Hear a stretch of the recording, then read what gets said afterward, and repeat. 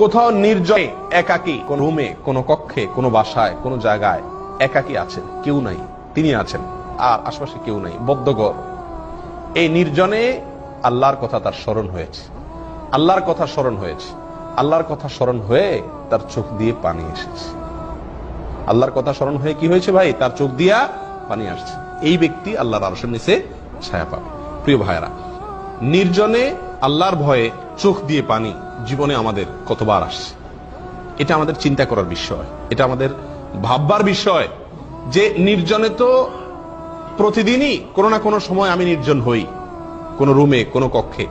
এই নির্জনে একাকী নিঃসঙ্গ যখন থাকি, কেউ আশেপাশে থাকে না, আল্লাহর কথা স্মরণ হয়ে, আখিরাতের কথা স্মরণ হয়ে আমার চোখের পানি কতদিন আসছে, এটি হিসাব কষার সময় এসেছে। প্রিয় ভাইরা, নির্জনতার সুযোগ পেয়ে অপকর্ম করেছি,